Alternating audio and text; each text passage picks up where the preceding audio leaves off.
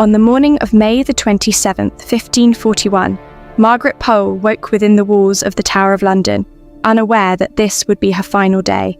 Without trial or sentence, she was told she would be executed within the hour and that she should prepare her soul for a swift end. It took an inexperienced executioner 11 blows of the axe to end the life of a woman who was a cousin of King Henry VIII himself and the last of the Plantagenets. But how did it come to this? How did a woman of royal blood meet such a brutal end on the scaffold? About the fate of perhaps the most unfortunate victim of the Tudors in today's video. Margaret Pole was born into what was perhaps the most turbulent time in English history, into a world that would be turned upside down more than once during her lifetime. She was born in the midst of the Wars of the Roses, but at the moment of her birth, it was the White Rose of York that flourished on the throne, and her uncle, Edward IV, was king. Margaret's father was George Plantagenet, an ambitious and impulsive brother of the king, who, in an effort to strengthen his position, married Isabel Neville, the daughter of the powerful Earl of Warwick, the infamous kingmaker. And so, on August 14th, 1473, their long-awaited, healthy child was born. Margaret, a child they welcomed with great joy after the loss of their firstborn. This little girl became a symbol of hope, proof that the couple could have more children. And that hope was confirmed 2 years later with the birth of a son, Edward. But the childhood of this young girl, born into ducal and royal blood, was far from a fairy tale. When Margaret was only 3 years old, she lost her mother, who died either from tuberculosis or from childbed fever after giving birth to her fourth and final child, Richard. After the deaths of Isabel, George withdrew into a dark and isolated world of fear, paranoia, and bitterness. He became convinced that his wife and son had been poisoned. Without trial or investigation, he had one of his wife's ladies-in-waiting executed, accusing her of the crime, and soon began plotting yet another rebellion against the king. This was not George's first attempt to take power from his own brother, but this time, the king's patience had finally run out. He was arrested, tried, found guilty, and sentenced to death. An unusual death, one he is said to have chosen himself. On February 18th, 1478, he was drowned in a barrel of Malmsey wine. Quite extravagant, wouldn't you agree? Margaret and Edward were now orphans, removed from the line of succession and destined to be moved across the chessboard of power, depending on who ruled. And soon enough, power shifted again. Their uncle Edward died, and his son, another Edward, one of the infamous princes in the Tower, was meant to take the throne. But the crown was seized by yet another brother of their father, Richard III, only to lose it himself just 2 years later. The fall of Richard marked the beginning of a new era and a new dynasty. The Tudors came to power while the Plantagenets were pushed aside, and suddenly the lives of the orphans were in danger, even though their cousin, Elizabeth of York, was now Queen of England. Because we have to remember, even if their father had been stripped of his rights to the throne after accusations of treason, Margaret's brother was still, in reality, one of the most significant surviving male Yorkists, and therefore a direct rival to Henry VII. And despite the fact that he was still just a young boy, he could easily become a puppet in the hands of Yorkists eager to overthrow the king. Henry understood all of this and came to the conclusion that he had little choice but to act. Edward was imprisoned and at just 10 years old was taken to the Tower of London, where he would never know freedom again. Margaret, meanwhile, was placed under the care of the king's mother, the powerful and deeply devout Margaret Beaufort. Although her brother remained imprisoned in the Tower, for Margaret this must have been a time of relative calm after years of death, betrayal, and political instability. But she was still a Plantagenet, and that meant she was both mistrusted and valuable. Valuable enough to be used as a pawn on the marriage market, a way to merge Lancastrian and Yorkist blood. When Margaret was 14, Henry VII and Margaret Beaufort decided to marry her off to their relative and loyal supporter, Sir Richard Pole. He was 11 years older than her, and the match was far, far beneath her rank. Something everyone understood. George and Isabel would have surely turned in their graves. It was likely also a calculated decision, ensuring that Margaret's children would not have a strong enough claim to the English throne through their father's line. Did Margaret have any real choice in this? Of course not. She was a 14-year-old girl without parents, with a younger brother imprisoned simply for existing. This was almost certainly not the life she had imagined for herself, being born into the family of a royal duke. But it had now become her reality. Unfortunately, we don't know whether this marriage was a happy one or not. What we do know is that the couple had 5 children, and Margaret managed to build a life for herself at her husband's estate in Buckinghamshire, while he continued to rise at court as a loyal supporter of the Tudor dynasty. In 1487, the thin veil of calm that had settled over Margaret's life suddenly shattered when Henry VII received alarming news. Edward, Earl of Warwick, had supposedly escaped from the Tower and was now leading a rebellion against the Tudor regime. But in reality, Edward had never left the Tower. He was still there. The rebellion was led by a group of Yorkists who had found a boy named Lambert Simnel, who bore a resemblance to the real Edward. They trained him in courtly manners and even went so far as to crown him king in Dublin. Henry VII, however, was prepared. He met the invading forces and defeated them.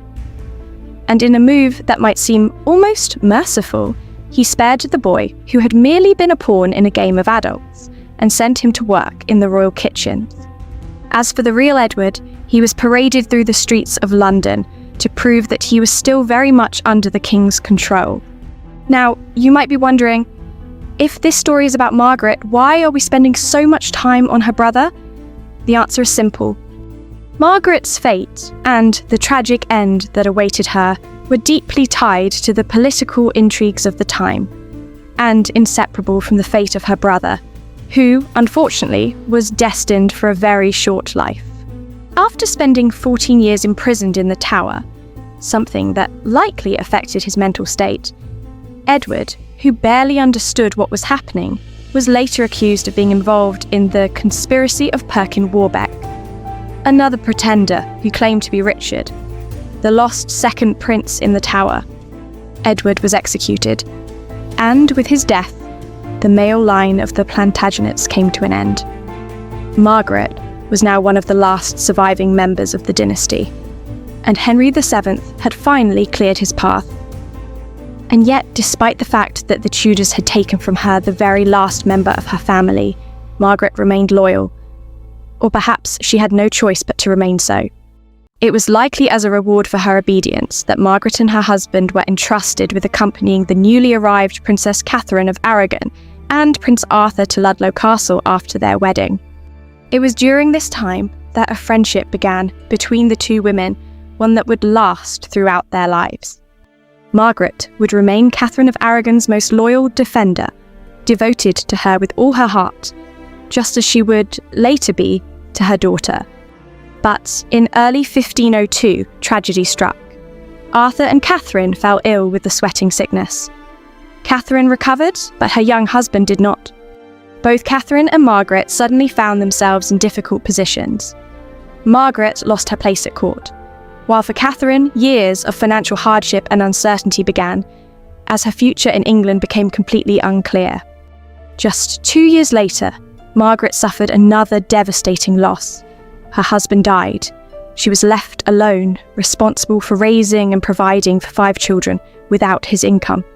Her situation became so dire that she was forced to borrow £40 from Henry VII just to pay for Richard's funeral and to send her children into other noble households for upbringing, simply to reduce expenses. But with the death of Henry VII, a new era began, the era of Henry VIII, and Margaret's fate changed once again, and very suddenly. The young king restored Margaret to nobility, granting her the title of Countess of Salisbury in her own right, and returning much of the lands that had once belonged to her brother after his death. Margaret, who just a few years earlier had struggled to find the money to bury her husband, now owned estates in Calais, Wales, and across 17 English counties. She even commissioned the construction of Warblington Castle in Hampshire, which was regularly visited by Henry VIII and his queen. She had become one of the wealthiest peers in the country. Margaret must have felt that at last she was living the life she had been born for, the life of a great and noble lady. And in 1516, Margaret received yet another great honour. She became the godmother to Henry and Catherine's only surviving child, Mary Tudor. Margaret was also granted the honour of becoming the princess's governess, a role she carried out with great seriousness, growing deeply attached to the girl and loving her as if she were her own child. But in 1525, everything began to change. The king met Anne Boleyn, and increasingly dissatisfied with his marriage and still without a male heir, he began what would later be known as his Great Matter, the attempt to annul his union with Catherine of Aragon. Margaret was among those who opposed this decision, and it was probably at that moment that Henry began to hold a grudge against her. In 1533, Princess Mary was declared illegitimate and her household was dissolved. Margaret fought for her young ward and even refused to hand over Mary's jewels to the king. She went as far as to plead with Henry, asking to be allowed to continue serving Mary at her own expense. But he refused, dismissing her as a fool of no experience. By 1536, dark clouds had begun to gather over Margaret's family, and this time very close to home. Her son Reginald openly broke with the king, calling him a robber, a murderer, and a greater enemy of Christendom than the Turk, and even urged the ruling houses of Europe to invade England. Margaret was summoned before the king to answer for her son's treason. In a letter to Reginald, she confessed that she could not endure the king's anger and pleaded with him, "Take another way and serve our master, as thy bounden duty is to do unless thou wilt be the confusion of thy mother." In an attempt to prove her loyalty and submission, Margaret sent a copy of this letter to the king and withdrew from court. And although she did return for a time to serve Henry VIII's third wife, Jane Seymour, her brief period of peace did not last long. In 1537, Reginald Pole was made a cardinal and appointed by Pope Paul III to help organise what became known as the Pilgrimage of Grace.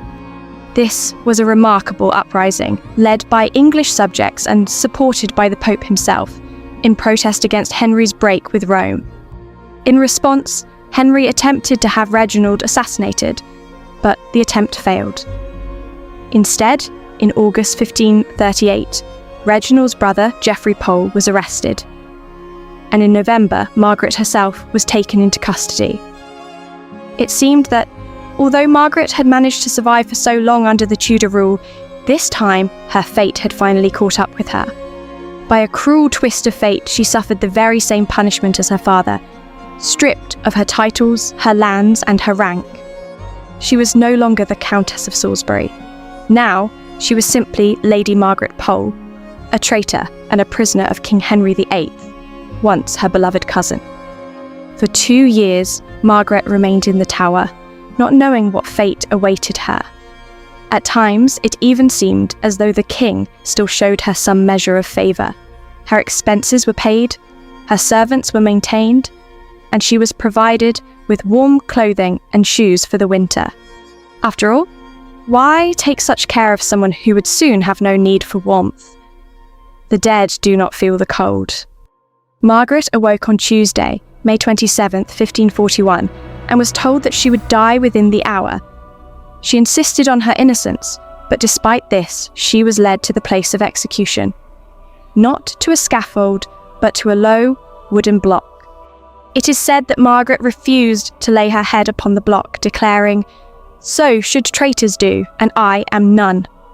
Instead, she turned her head in every direction, boldly telling the executioner that if he wanted her head, he should take it as he could. And now we come to the executioner himself, who was described as a wretched and blundering youth who hacked her head and shoulders to pieces in the most pitiful manner. It took him 11 blows of the axe, with brutal, repeated strikes falling across her shoulders, before he finally managed to sever her head. Just imagine what this 67-year-old woman must have endured in those final moments. Like many notable people before and many that came after her, Margaret was laid to rest in the chapel of St. Peter ad Vincula within the walls of the Tower of London, where she had spent the last years of her life, much like her brother. Later, a poem was found carved on a wall in her cell. "For traitors on the block should die. I am no traitor, no, not I. My faithfulness stands fast, and so towards the block I shall not go, nor make one step, as you shall see. Christ, in thy mercy, save thou me." Sadly, Margaret was not the only one to meet such a brutal end within the walls of the Tower. Her son, Henry Pole, was executed on the orders of Henry VIII. Her grandson, Thomas Stafford, was later executed for treason under Mary I. And her grandson, Arthur Pole, was found guilty of treason under Elizabeth I, imprisoned and died in the Tower. It is hard to ignore the unbroken thread of tragedy that runs through Margaret's entire bloodline. Margaret, and even her descendants, became victims of the Tudors, the very family to whom they were tied by blood. Margaret Pole's story is a story of a cruel and unforgiving fate, a life filled with loss, suffering, and forces she could never escape. And at the heart of all this suffering lay one thing alone: her blood and the family she was born into. But when I think of Margaret, I don't want to see her only as a victim. I prefer to see her as a fighter, a woman who was willing to stand up for those she loved, to challenge Henry VIII, and to fight for her life until her very last breath. So, if you could sum up Margaret Pole in a single word, what would it be? Tell me in the comments, I'd love to read your thoughts. And don't forget to like the video.